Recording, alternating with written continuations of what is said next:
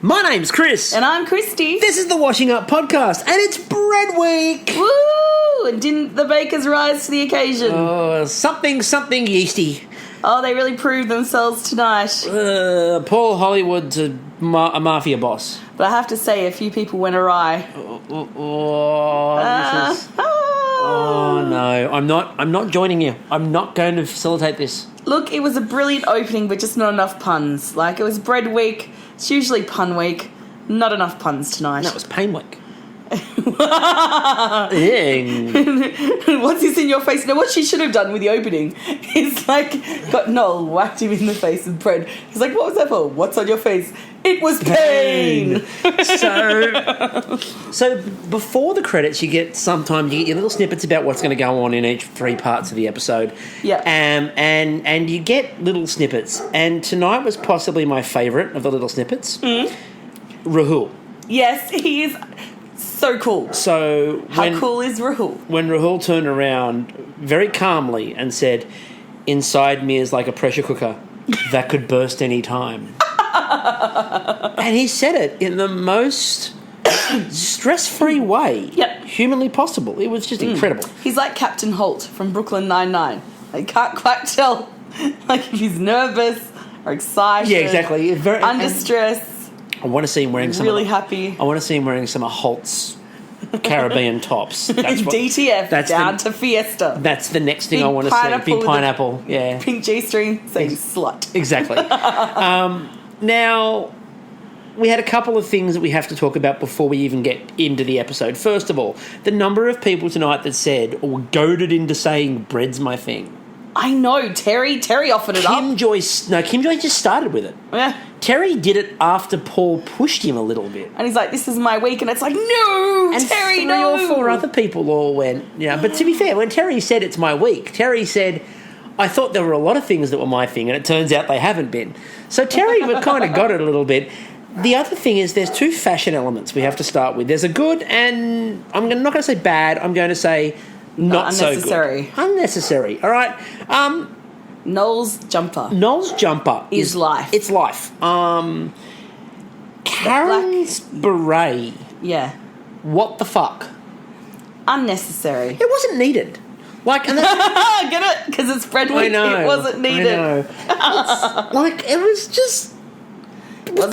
Much like a Christmas theming of everything, it was pointless. Yeah, you've done the Bakewells, we get it. We get it. You've done Christmas and Bakewell, we're done. Yeah. And even Paul Hollywood cracked the shits. So we've seen this from you every week. So let's get into it. So the signature challenge tonight was 12 Chelsea buns. Now again, much like Paul Hollywood. Yep. As a Liverpool supporter. Should have been a liver bird on top. As was indicated later on by John. He's from Wales. No, really? Yeah, he is. Oh. As was indicated by John later on when he went, I'll put some liver birds on for you next time, Paul. Well, that's right. That is As right. You should. The current Premier League leaders, the greatest team in the history of mankind, don't at me, Man United fans, go away. They're like Chelsea buns, bit of a problem with that.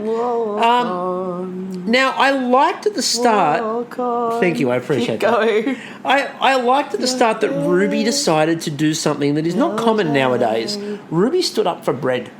Yes. And Ruby, who is a fitness fanatic, and they showed her working out and stuff like that, Ruby's like, all these people going, don't eat bread, can't eat bread, won't eat bread, can't have those carbs. And Ruby's like, I love bread. Yep. Ruby's like, I love bread. So go Ruby, stand up for bread. And as Olivia from Australian Bake Off, famously backed us up on, white bread. Yes. Don't give me the whole grain shit. Don't want it. Don't want it. Okay. You, I know, have a different view on this. I just like all different kinds of bread. There's good breads for different occasions. Wholemeal? No, wholemeal's never good. No, wholemeal is the tool of the devil.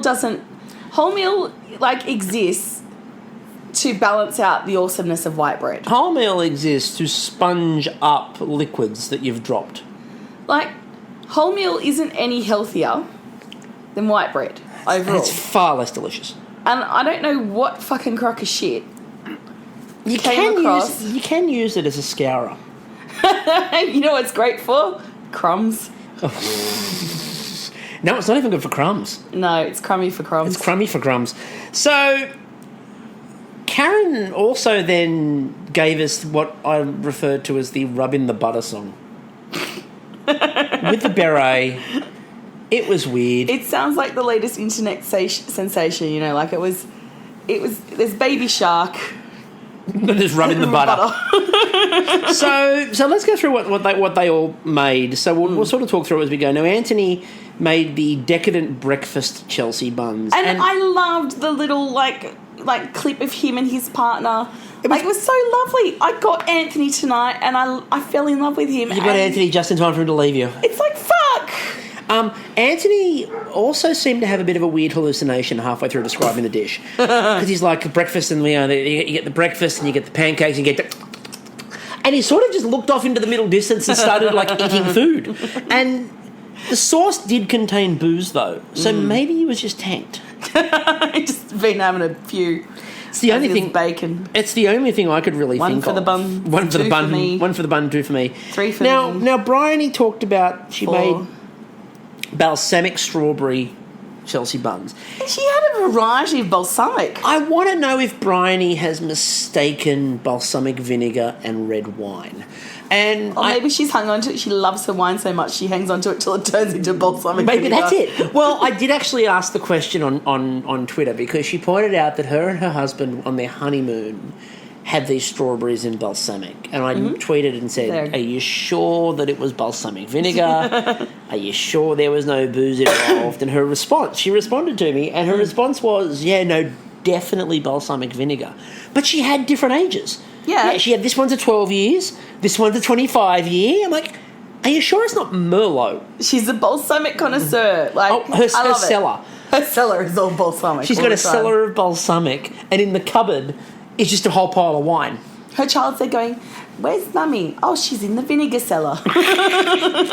And like the neighbour's like, don't you mean wine cellar? No, vinegar. No, vinegar, definitely vinegar. Now, Dan... But, you know, she needs some sour to even out her sweetness. She really does. I do love Bryony. Now, Dan. Dan made the sticky spiced orange Chelsea. They love orange, this group. With brandy. Yeah, no, I was going to get to that.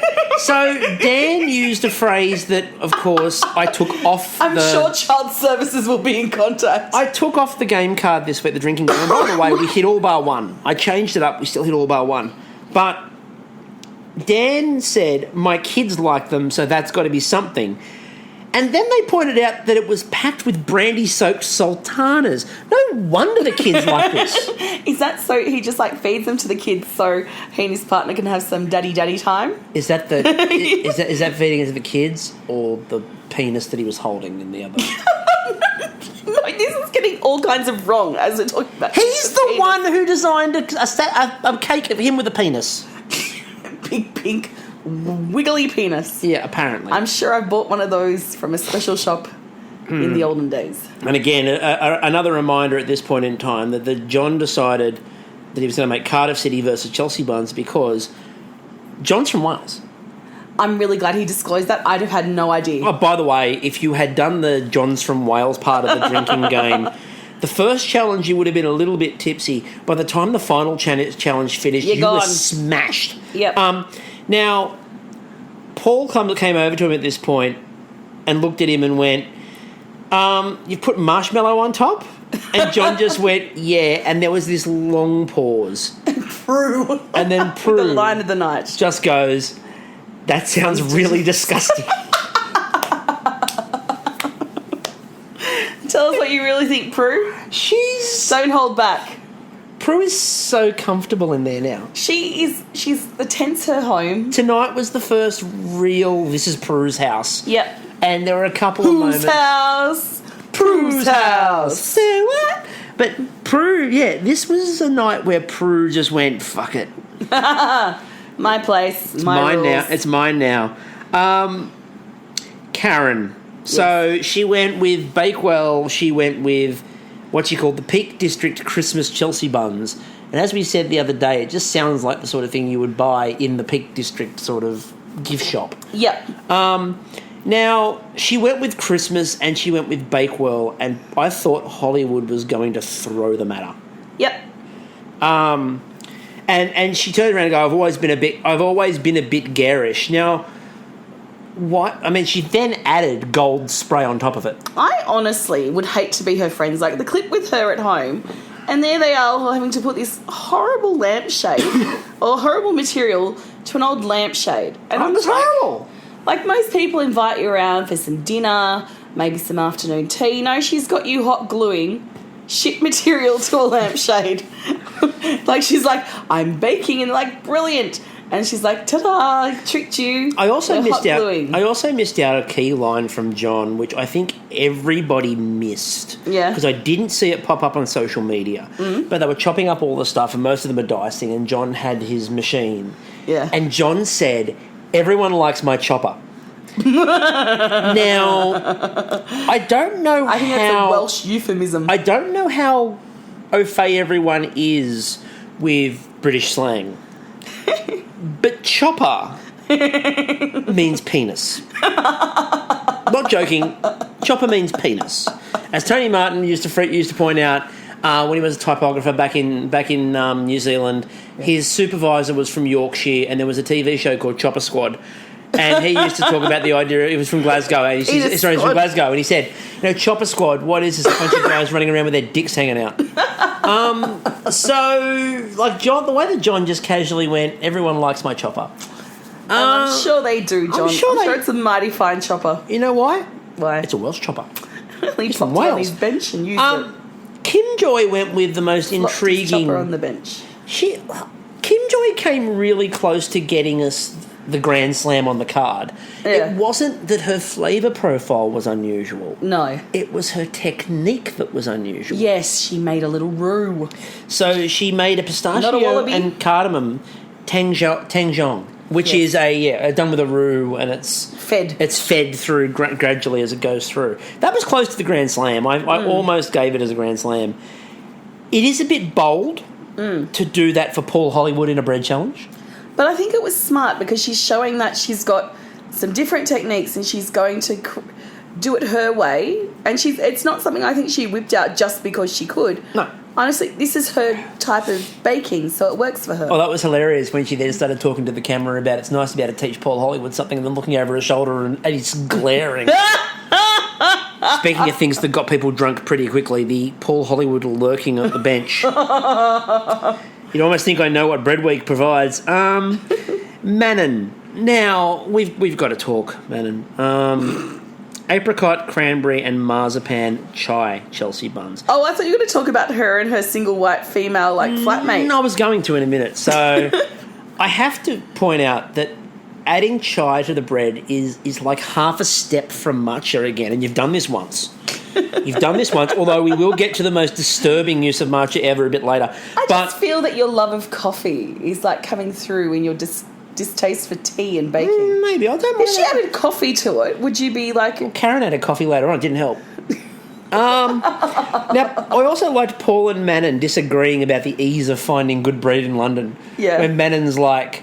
since I moved from Paris to London, it's very hard to find good bread. And Paul's like, I disagree. There's good bread everywhere. And she's like, not compared to what I'm used to. I know. And there's this brawl going on about good bread in London. It's great. Yep. Now, let's talk about the single white female nature of Manon's living arrangement, shall we? They had matching pyjamas. Matching clothes, matching everything. They look the same. I'm just worried. They look the same. Sitting at was it a mirror? Is there actually a second person? Maybe her friend is a mime just practicing. Came over from Paris with her dreams. Yeah. That's all she did was came over from Paris with her dreams. Invisible box. Packed in invisible cargo crate. She really confused customs, and they said, "What have you got to declare?" And she's gone this and presented nothing. She's just. They went. We need to put you in the cargo hold, and she's just miming the box around her the whole way through. I really was surprised though when the bag started bouncing off the invisible box. Rahul. Yes. Okay. Forget what the fuck Rahul baked in this challenge. Yep. Right, it was mango and cranberry Chelsea buns. Have you mango chutney? Yeah, and with a mango chutney. There was so much about Rahul tonight that I think just left the audience wanting to protect him. First of all, group hug. He bakes to make friends. And they showed him walking into the leisure centre and giving them a cake.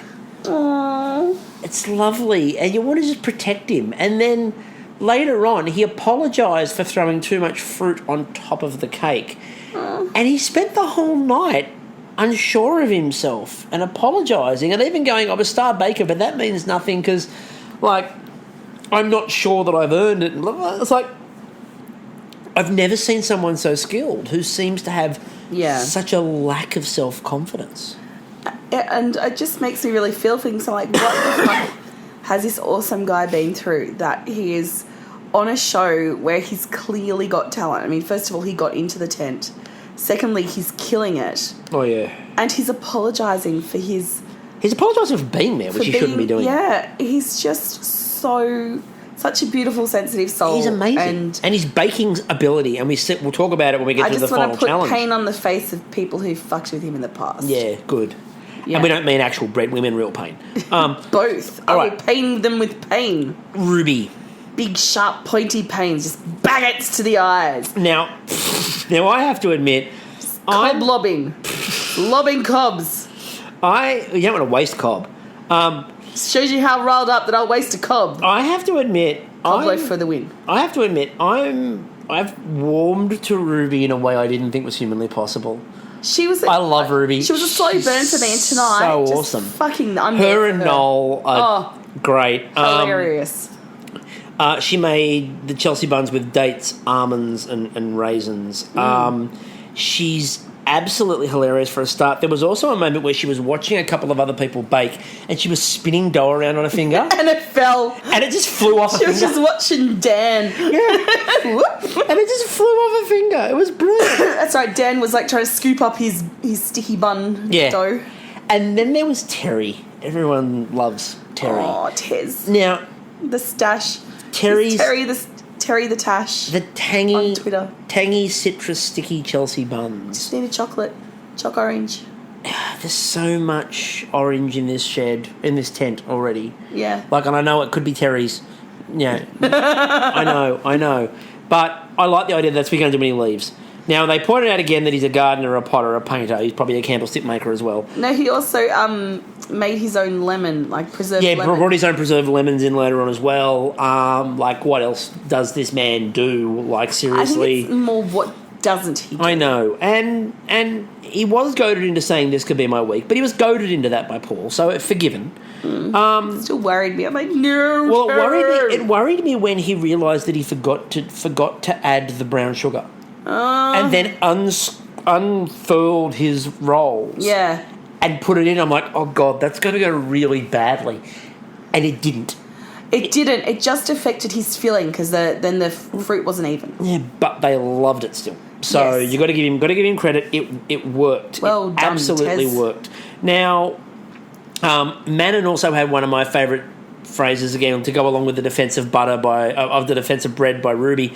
When Manon turned around and went, well, the more butter, the better. Yes. Amen.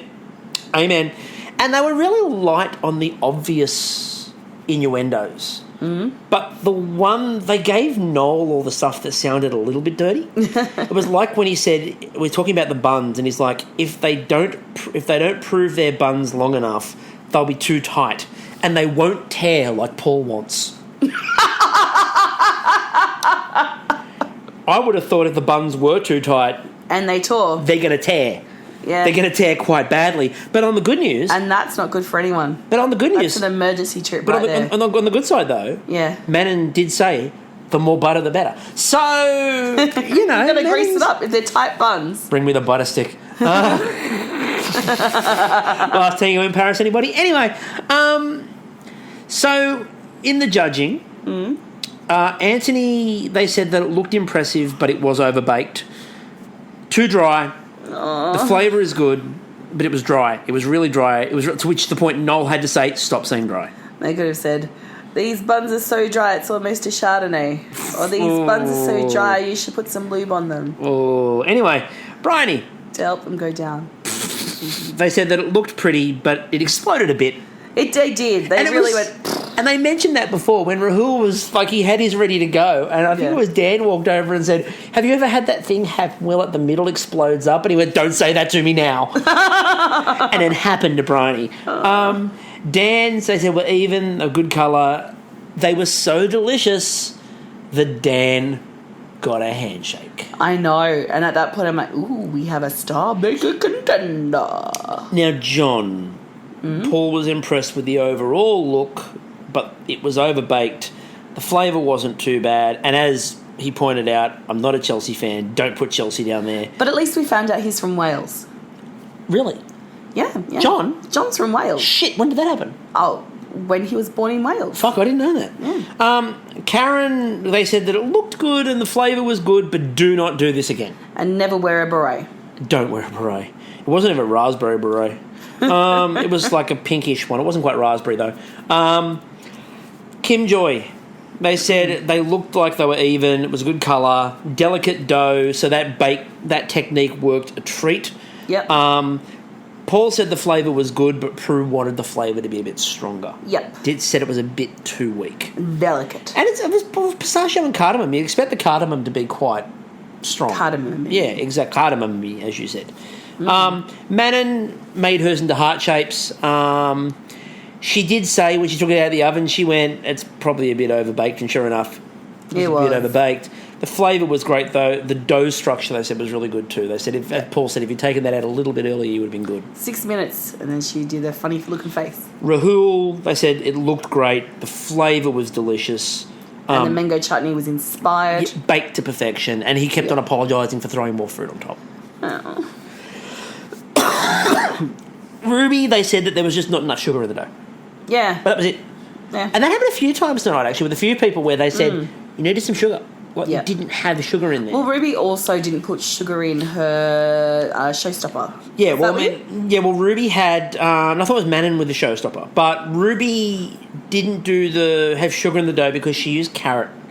Oh, no, it was this one I was thinking about for Ruby, yeah. Yeah, she used carrot as the base of it. And Paul's like, carrot? What are you doing that for? She's like, it's only a layer. Terry. Paul gave him one of the most brilliant compliments you could get. He goes, they look like mine. There you go. And he said they tasted absolutely magnificent. They just needed the fruit to be even. They would have been perfect. But beyond that, they absolutely loved it. And probably saved him tonight, to be honest. Now, Rahul, when they were interviewing him, you felt so bad because you could see he was so insecure. Oh. And then instantly you started laughing with him because he got distracted by 2 male pheasants. Yes, he goes, oh, it's a pheasant. 2 male pheasants. It's just casual distraction. He's like me, whenever I spot a bird in the bake-off, like cut scenes. It's wonderful. But he was actually there doing a bake-off cut scene, so it was even more wonderful. It was more wonderful. And you know what else is wonderful, Kristie? What? Australian Sugarcraft magazine. Holy shit, it totally is. Australian Sugarcraft magazine is amazing, and now is probably, there's never been a better time. There's never been a better time to subscribe. And here are some people who have subscribed. Asterix. Hi, my name is Mary Jo, and I'm totally into bacon. I particularly love Australian Sugarcraft magazine, because all the ones from overseas, well, they suck balls. My name is Hans. I also like the Australian Sugarcraft magazine. I like it because it is full color digital. Oh, my name is Ula, and Ula like to dance, and Ula like to beg, particularly things that she has learned from Australian Sugarcraft magazine, which is only $19.90 for a year subscription. Hey man, it's me man. You receive 2 issues per year, man, and it has step-by-step tutorials, recipes, tips, ideas. No ganja though, no ganja. You don't need the luck of the Irish if you've got Australian Sugarcraft magazine with you. All you need to do is pop on over to facebook.com/Australian Sugarcraft magazine, and you too could be as cool as an Irishman, or woman, or person, or non-binary gender person. Thank you. So Australian Sugarcraft magazine, there's some high recommendations there. Yeah. Look, we can't recommend it highly enough. No. But these people from overseas that we just got, they all love it. And if they all love it... Thanks, guys. See you later. Safe trek back to the airport. Don't let the cat out. Don't. Don't trust somebody she's been fed. Yeah, she's been fed. Look, she might... Please don't take Leo with you. Yeah, don't do that. Yeah. Look, Australian Sugarcraft magazine, 2 issues a year, high quality. Go to www.facebook.com/Australian Sugarcraft. It is a really worthwhile investment. Absolutely. Take it to the next level, biatches. That's perfect. And you know what else was the next level? What? The technical. Oh! This is possibly... Yes. Look, I'm going out on a limb here. I didn't think when they first said what it was, I was worried. Yeah, I'm like, fucking naan. You know how I bake naan? I go on menu log and I just go click, I'll have a cheese one. It is one of the best technicals I think they've done for British. Absolutely. There is a reason why. It was non-yeasted garlic naan. And you had to make 8 of them and they wanted identical. So 1 hour, so a short burst technical, making something that people know, but in a way that they're not used to. Yep. And cooking style was different. The instructions were make the dough. And this was to make a non-yeasted dough. And not something that's from a Western tradition as well, which is great. Like, of course, you know, there'd be a lot of assumptions. Oh, there's people in there whose background is from, you know, maybe the subcontinent where naan is. But as Anthony pointed out, I'm from the area that makes roti. We make roti. We don't make naan. Exactly. And I like Anthony tonight where he was like, I hope that my ancestors surround me. Will surround me because I don't know how to do this. I'm just imagining his like ancestors are there around him going, I have no fucking idea. I make roti. Do you make naan? No, I'm a roti person. Anyone here make naan? No, we're all from roti country. Sorry, dude, you're on your own. We're all from roti world. So... Paul, what I liked about this challenge... Roti for me, roti for you. What I liked about this challenge was when Paul was talking to Prue about why the challenge. He's like, I just wanted something to go with my lunch. I bought a curry. Well, he said to her, are you going to make the curry? And she went, yes, I will. So Paul was trying to trip them up because he was trying to do it without the yeast. And the other thing that he said that they would get wrong with this was because they were used to you either have the tandoor oven or you have a pan and you just put it on the pan. Yeah. He wanted it grilled. And as he said, what a lot of them would probably forget to do, and this was true, they didn't heat the pan up first. Yeah, and I wouldn't have thought to that. I mean, I'm not a baker, but that's a really cool little nifty trick that if you're thinking about the process, a tandoor is fucking hot all over, so you basically want to recreate that, yeah. What I really liked, by the way, was the fact that Terry was, after his first bake, really comfortable, really confident, and Terry also turned around and went, I've made this before. I've made non-yeasted naan. I like to think that Terry's like a curry master. Like, he just, that'd be so good. Took a few years in his youth to the subcontinent. He created Keen's mustard, Keen's curry powder. So he's going to be up there with Tim Horton from Canadian Bake Off. I love Kim Joy when she just laughed and went, I don't know what to do with unyeasted bread. Like, where are you at that point? Then they had things like rest the dough. But there was no time. No. And you had a range of them. John goes, well, no, in this challenge, probably about 4 minutes. And Terry just goes, 20 minutes. You know what level they hit of instructions tonight? Canadian Bake Off level. They hit Bruno. Peak Bruno level. Peak Bruno level, now, absolutely. We put this call out to Twitter and... we put the call out to Twitter and we got a response that I wasn't expecting, to be honest with you. We asked everybody what the hell they thought Noel's dirty talking cat said. Because Bryony is like, what do I do now? I don't know what I'm going to do. And Noel's like, I'll help you. I'll draw a cat. And then they cut back and Noel drew the cat and everyone's dying of laughter and they blurred it and they said it's a naughty cat.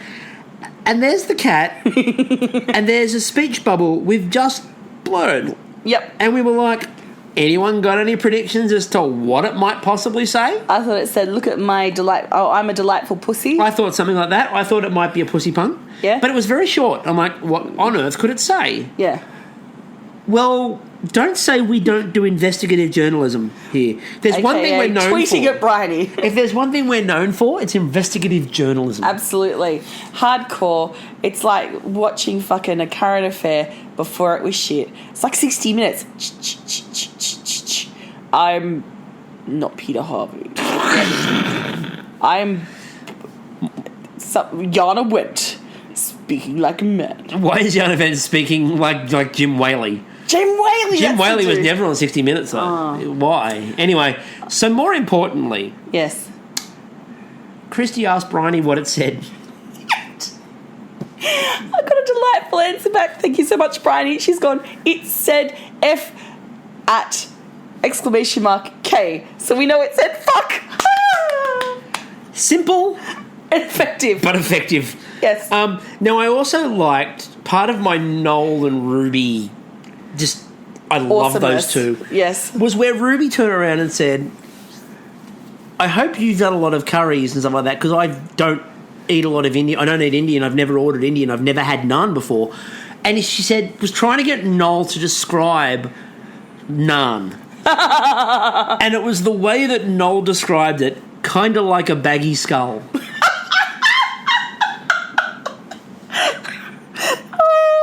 Skulls have you been hanging around? No, actually, don't answer that question. So the judging now, Ruby's they said had an inconsistent colour and was far too hard, and that was. John, the shapes were different as Paul went, oh look, they're round, and Prue went, they're round, and he goes, well, they're roundish, they're not the same, but they have garlic on them.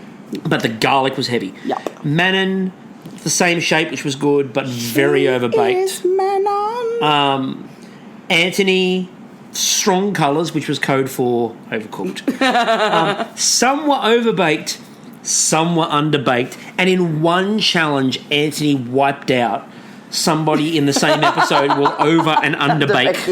That square on the drinking game was deliberately put in there for the whole episode. Yep. Anthony did it in the same challenge. That is skill. Terry, they said it was light, felt really good, and the flavour was really good. Yep. Karen's were inconsistent. No, I blame berets. I blame berets too. You know what it was? She couldn't bake well. It wasn't Christmas themed. Dan, my Christmas naan. My Christmas naan. She's made them in the shape of cherries on top. Little angels, little Christmas tree naans, little fucking baby Jesus naans. Because they could be like Jesus naans. You put cheese on them. No. Don't encourage her. We need a Bollywood Christmas. Dan was too. They said they were too thick, but the flavour was good.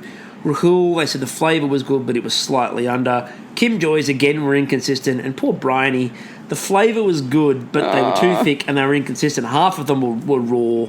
I felt really bad. I was so worried for Bryony at this point. I'm like, no. So, in the technical, Kim Joy's were 10th because Kim Joy's were inedible. Bryony was 9th. Anthony was 8th. Ruby was 7th. Dan was 6th. Karen 5th. Rahul was 4th. Manon was 3rd. John was 2nd. And way out in front, not a little bit, out in front, Terry. Yep. So Terry, by this point, Terry was in the running for Star Baker because he'd had 2 excellent bakes. Yep, he was, if he'd have just... And by the end, it was a really good thing that Terry had had 2 amazing bakes because, dear God, his showstopper was horrible. Oh, Tez. Oh, my heart broke. So, the showstopper. Yep. Pagan bread. Korovai.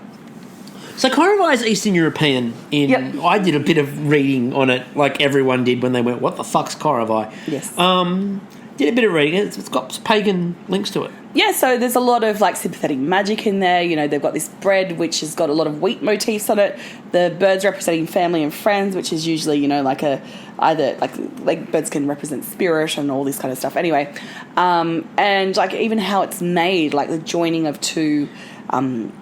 people together. Which Terry had with the snipping it together and stuff like that. And I'm presuming that it's probably like wedding season is in your kind of summer, so, you know, there's a lot of summer motifs, and over there, and particularly because it's being made by the bride's family, in Eastern European paganism, the sun is actually a female deity. So, you know, it's kind of, that's where I'm... As I said, it was usually from. made by 12 women over a series of days. It's not just 1 or 2 days. No, it's it was like a lot of intensive energy and labour went into it, and that's presented to the bride and groom, which I think is beautiful. Now Korovai for weddings, peeps. Now, I turned around and I said, in the season preview stuff and the wrap-up of last season, the preview of what was to come, I did say on the podcast with you and Robert that I wanted to see some longer challenges. Oh, and didn't you 5 hours. This episode has been what I've been waiting for. It's brilliant. I've enjoyed every moment of it. The challenges have been fantastic. There was a lot in there to keep up with. Absolutely, and we got to get a lot of background from the bakers as well. So just really enjoyed it. So as Prue pointed out, these are usually, as she quoted, decorated within an inch of their life. And you make 2 breads. There's a live bread, which you usually use for, and then you use a dead bread to make the decorations. Yep. Because you don't want that one to rise. Yeah. And it's an enriched dough, from what I understand. Yeah, you had to have 3 tiers, and you had to pick some form of function that was important to you. It's bread that's like been accelerated. It's gone through an enrichment program. They've done this special schools test. They've activated their almonds. Yeah. It's all that sort of weird shit. They didn't fuck up their maths questions and get asked to do the quiz again like I did and still fucked it up because they didn't understand that I had dyscalculus. I just thought I was dumb. I blitzed it and then rejected my place in the special school. I know. That's so smart. I know. Me. Thank you. It's so nice to acknowledge it. I got a scholarship. I got to have dinner with the Lord Mayor of Sydney and Nolene Hogan. I got served borscht and wondered why it was cold. Yes, I was a real-life Arnold Rimmer at the age of 11. Well done. Gazpacho soup. Anyway, please. So in this challenge, 3 tiers and 6 of the bakers chose weddings. Ruby said that her parents didn't have a wedding cake. Yes, it was so So sweet. she made the apricot and almond flavoured one with cherries. The Mama Papa Kovai. And more importantly, she made a crown. Oh, yes, which I should say is the crown. Technique-wise, and Paul Hollywood was very impressed with the fact that she went with a crown. Yep. Because technique-wise, that made it a little bit harder, and it was more susceptible to failure. But she pulled it off. She needed to do something again to get herself out of trouble. But she rose to the occasion. She did. Well done. She goes, "My mum's a queen," and Noel goes, "So's my mum." Well, he's in Queen. It's Brian May. Anthony again. His family must be. His background must be the Himalaya sort of region. And I say this because remember the first challenge where he made the biscuit ode to Kilimanjaro. and this time, I know. And this time, he made I see an ode, Anthony baking in the night. An ode to the mountains where he sent his brother for his wedding. He gave him a wedding present of a trip to the Himalayan region. Look, maybe he's just a mountain enthusiast. Like, he comes to Australia specifically to go to Mount Kosciuszko. You know, he's flying. Nobody comes here to go to Mount Kosciuszko. He's flying into, which one is it that has, like, Mount Vernon? It's somewhere in the States or Canada or something. He's like flying to fucking Japan just to see Fuji. He's just a mountain enthusiast. This gives me a chance again. I think I've mentioned this before on this podcast. But one of my favourite facts about Mount Kosciuszko remains the fact that Mount Kosciuszko is not Mount Kosciuszko. What is it? It's Mount Townsend. Wow. So, just for geology and geography nerds out there, when they named the largest mountain in Australia, they called it Mount Kosciuszko. Okay. That's not the actual pronunciation, but I'm not Polish, so I can't get it 100% right. Kosciuszko. It's traditionally called Kosciuszko here. Mount Townsend is the second highest mountain. Well, once they had proper measuring equipment that was digital, they measured them. And Mount Townsend was actually taller. So what the Australian National Parks and Wildlife Service decided to do was, rather than rewrite the books, they swapped the names of the mountains. Genius! So Kosciuszko, what was originally Kosciuszko is now Swapped Townsend, at birth. and what is originally Townsend is now Kosciuszko. Never know. It's not that different, by the way. It's like when they changed Becky's in Roseanne. It's like less than 100 metres. Flawless. Yeah, it's like less than 100 metres. It's like really close. Yeah. I would have just gone up there and agrees. I would have lopped a bit of it off personally. You're just up there. What are you doing? And they're cutting it across to Kosciuszko. Or we go back to Roy and HG during the Winter Olympics where they wanted to create a brand new mountain for skiing and call it Mount Stegel after Zali Stegel, Australia's first medalist. And it was just going to be all the trash they could find in Australia and they're going to pile it up. The golden view on Mount Stegel. So, Kim Joy. Yes. Kim Joy. The wedding. Oh, God. The wedding of two cats. It said just meowie. Oh. And like when she went to visit her husband in the comic book shop, and she took the two cats were Ruffle and Raffles. It was so cute. And he had lots of friends. By the way, the cake itself had cinnamon and cranberry and caraway and pandan. Who cares? It had cats and pandan. So cats. Dan cats. decided he was going to make his dough in one batch. Meow meow meow meow. Orange and lemon zest and spiced rum. So Dan did a lot of boozy baking tonight. A lot of boozy baking. Here's what Kim Joyce had kitties. I know it did. Anyway, moving on. And he should have been pirate themed. The level of like a pirate wedding because it had rum. The level of bread decorations, by the way. Yes. So good. There was so much. I mean, yeah. Rahul's decorations, the way he did those swans and the braiding and all the fine work that everyone did and the doves and the way everyone did their doves, except Karen, who made what were either doves or turtles or seals. Look, when the apocalypse happens and radiation leaks out and merges animals together, this is what we're going to get. We're going to get dove seals. Dovetails. Woo! Anyway, so Dan, I like Dan's comment as well. I'm making this now. Of course, I've got two male doves on top of it. This is gay bread, which was brilliant. So Karen, now we need to come back to Karen because I have to. I'm just imagining this gay bread off. Bitch, please, that's not gay bread. And then, like some buns come out, just twerking. Just twerking buns. Okay, so Karen did something tonight which I did not think was humanly possible. She wore a beret on TV. No. Karen was part of a stunt. Karen actually made me go, you know what? You really should use matcha. So Karen made a French breakfast one. Coffee, chocolate. Now, there were green elements on there, and she used matcha, and I was about to go off on an absolute rant about Karen using matcha until Karen admitted that in the test bake at home, she didn't have matcha. Yep. So she had instead used mint sauce. Okay, let's just press pause here. I'm at a tea shop. I might be a matcha connoisseur. I walk in, order a matcha, they go, sorry, we're out. Is your next thought then, I'm going to scull a bottle of mint sauce? Or is it maybe I'll go for some green tea? Like, where are we at here, green folks? Tea, chai. I get the colouring. I mean, there's maybe other options. Maybe some jelly she could have gone for. Some olives. What there are were the lots of things? options she had. Kermit? I was about to say blended Kermit. Look, she likes fondant. She likes just does marzipan. green marzipan. You should have popped some marzipan. She could have done so much more than mint sauce. Moss? You know what? Finally, Karen, I'm going to say this. Matcha was the right call. Look, the way matcha tastes, she should have just got out to the lawnmower, grabbed yourself some grass clippings. Yeah. So Rahul made orange and lemon. Again, lots of orange in this episode. It represented the first British wedding that he went to, and when they said to him about the decorations, he goes, look, I was going to do 200 pieces of decorations. And Noel just looks at him and went, what? And he's 200? And Hollywood looked concerned. Yeah, and Rahul was just like, no, He pulled it off. He pulled it off. And those swans were beautiful. Oh, his technique is just incredible. Fiend for swans. All right, now... Love a good swan. Now, we've made a lot of jokes about this all the way through the episode. In fact, all the way through the series so much. Not Rahul.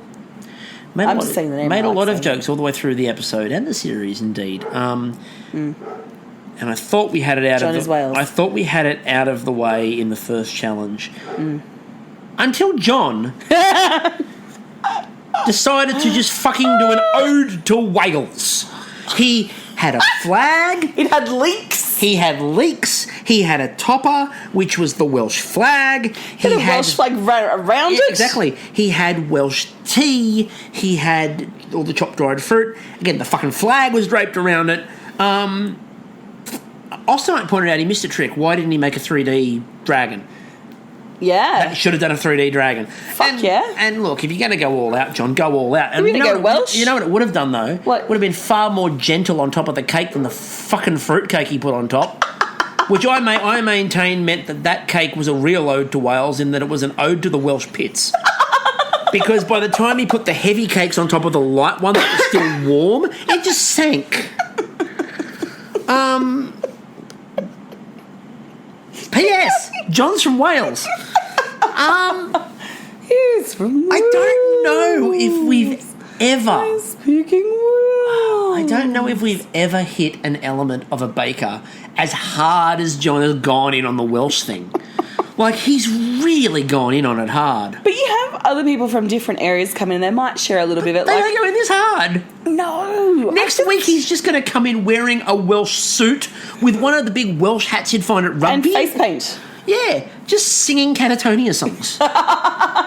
International Velvet. Tom Jones and Shirley Bassey. No, just sing International Velvet so we can get to the chorus, which is every day when I wake up, I thank the Lord I'm Welsh. Manon. Now, Manon, the interesting part about this was, of course, the links with the farm and the eggs. So how do you decide to do that, Fabergé? Well, obviously, they've got egg-laying wallabies. She talked about the idea too that maybe the eggs that we lay on the farm are a bit different to the eggs that I've used here. And the Fabergé egg thing, all I could think about was Bleeding Gums Murphy in The Simpsons. And for those who don't know, in the episode of The Simpsons where Bleeding Gums Murphy, the jazz saxophonist, talks about his habit, and it's not a drug habit or an alcohol habit, he has a Fabergé egg habit. And he's at the counter and he goes, I think I'd like 3 more Fabergé eggs. And they go, I think you've had enough, sir. And he goes, I'll tell you when I've had enough. So, again, orange blossom, though. Orange is everywhere in this thing. So much orange. Orange is the new black. It is. Bryony was putting decorations into the bread. She put the little turrets up. Yes. I like how I agree with Prue. Like, I know they said it was basic, but I actually thought what she's doing took some technique because you don't know. It's all going to prove together, so you don't know if the shape's going to hold. It was quite good. Now I agree it needed fruit, though. Now, I said lemon, lime and orange and then a salted caramel vodka, which they didn't talk a lot about. No. Interesting. Then it became time to plait. There's nothing I like more in a bread week than a plaiting montage. Look, and it was great because John was looking at a photo of his daughters and he's like, they're my motivation while I do this. And he's there playing and then he goes, oh, I've got this horribly wrong. And it's like kept it falling apart. You could have done the whole Rapunzel story with the cakes in there. Because, well, she did right up until the point where Paul Hollywood cut the prince in half. Yes. And Bryony's comment of, well, it's a happy ending for Rapunzel. You're emancipated. You're not like beholden to an old witch or a prince. You can just go be your own woman for a bit. Get to know yourself, Rapunzel. Like, this whole thing, right? Here she is trapped because her mum needed greens when she was, like, in utero, and Dad's like, okay, I'll go find some folate. And so just being a normal person and knocking on someone's door and going, hi, look, my wife's pregnant. I see you've got some greens there. Can I possibly trade you or get some from you? Like, you know, he just goes and steals them. And, yeah, like, who knows? Like, that witch could be, like, very, like, folate deficient. And he's just gone in and stolen this from her. And she's put in the hard work. She had to buy the seeds and shit. And he's just gone and stole it. I think it's a little extreme demanding the child as payment. But, you know, I guess if you're a magical witch... It's a trade economy. Not? I'm not sure why she did it. Throwing a child in a tower. I mean, that's, like, serious. That's just shit. The Washing Up Podcast for all your fable needs. Yeah. Then Terry. But then the prince goes and climbs and rescues her. And what I don't understand, Rapunzel, is you could actually create a pulley system and get yourself down the fucking tower. She like plaited out of bread. Like, surely you've got books and shit up there. Like, the witch isn't, like, holding you against your education. I think she is. Okay. So, Terry, he used terracotta baking cloches. At the very least, you'd hack your hair off and climb down yourself. I mean, she did it for the fucking, like, prince and the witch. Like, come on. I look forward to the terracotta baking cloches coming out in MasterChef. It was spring-themed. Cinnamon butter, orange, again, lemon, vanilla, and more importantly, bees. Do you think Terry's a fan of fairy tales? Because I reckon he'd read the originals where shit happens. I Like, think he wrote the originals. Anyway, then after we went through everyone, chaos ensued. Kim Joy started nestling the cats in various places of her bake. John realised that his bake wasn't proved. Noel and Ruby then had a conversation which featured Noel turning around going, "If you go home, I'm going to quit." To which Ruby went, "Pinky swear?" So they had a pinky swear on it. Kim Joy then put up her just meowy, so cute. which he loved. Both Terry and John had problems where their cakes stuck. Poor Terry's like, "This has never stuck before," and every single one of them stuck to the terracotta cloche. Yeah. And John, when he pulled his one out really rough, was a bang, and just broke the thing in half. And Prue just like did what they do in Say Yes to the Dress, which is called she jacked up a cake by putting a veil on it. Like Yes. if you're not sure Karen, yeah. If you're not sure if like the cake's like the dress is like bridal enough, you throw a fucking veil then on poor it. Anthony had it, and they went times Wedding. up, and when they went times up, poor Anthony's decorations all just started falling. It's just started committing harikari. Like, Yes. I do not want to be associated with this. So Kim Joy, when they got up there to judging, and Prue turns around and goes, "This is a shotgun wedding, isn't it? Because there's lots of kittens already." She's like, "They're friends." They said it looked good, it tasted good, but the dough was a little tight. Yeah. Rahul was highly decorative. The detail was amazing. They said it was well baked. The flavour was And it was excellent. And the beautiful. texture was like panettone. Yes.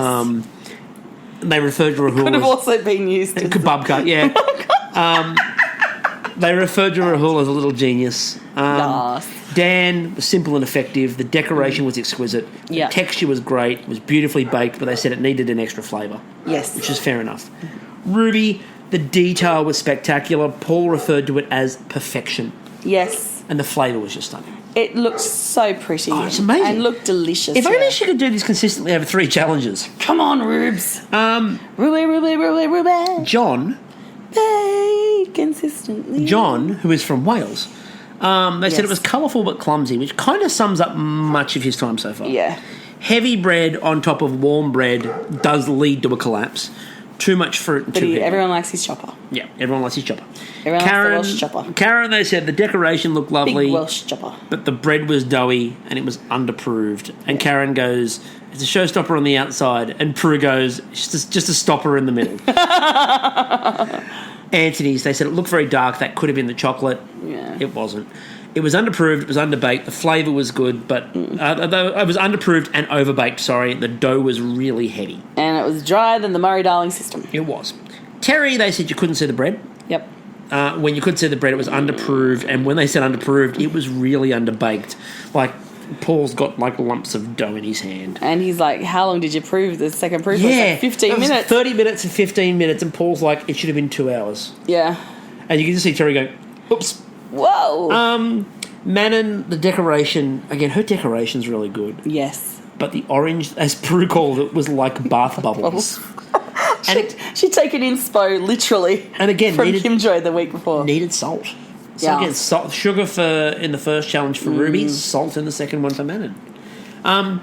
Then Bryony came up, and you were really terrified. Oh, I was just The devoed. Leaning Tower of Bryony. It looked basic. It needed more flavour. It was underproved. It was really close. Anthony was the right call, but Yeah. Bryony was really tight. Skating on thin ice. So Anthony goes home, and Star Baker for a second week in a row. Woo! Rahul. And well you could just see the deserved. joy on everyone in the shed was so happy for Rahul. Yeah. And then they turn around as well, and they said it was his birthday coming up on the Monday, so that was right. Happy birthday to you. and then- Happy and then- birthday to you, Rahul. And then everyone looked at Ruby, Rahul. and like Paul turned around to Ruby and went, "You just keep doing this in terms of bailing yourself out of trouble." And she's like, "I know, it's incredible. I need to lift my game up consistently." Yeah. So that was a really good episode. Oh, enjoyed it thoroughly, start to finish. Yes, it's probably, it's the best episode they've done this series, and possibly one of the best ones in the last 2. Yeah, absolutely. So they really hit their stride. It was a really good episode. Every challenge was brilliant. Noel and Sandy were both excellent. Shooting owls, Yeah, again, drawing. I'd love to see what tiny I'd love to see pieces. what they did over the 5 hours with that little gun and just firing stuff. I can only imagine. So that's it for this week. Yep. We will be back next week with the next episode. With even less virus. It's great. It's great. We're coughing a little bit less now. Leo's decided to join in tonight, obviously, to supplement the fact there's not as much extra noise. He's decided to bark. Absolutely. Bit of a spoiler for everyone listening. Here in Miscellaneous City, it's 10:45, so I'm sure our neighbours really appreciate Leo barking. Oh yeah, they're really into it. I'm sure we're going to get lots and lots of lovely letters telling us how much they love him, serenading them. Not necessarily though, because the neighbour that set him off is the one next door who goes to his bins, which are next to our gate. Fucking grand old Opry. Anyway, up until next episode, I'm still Chris. And I'm still Kristie. We'll catch you all later. I do like it.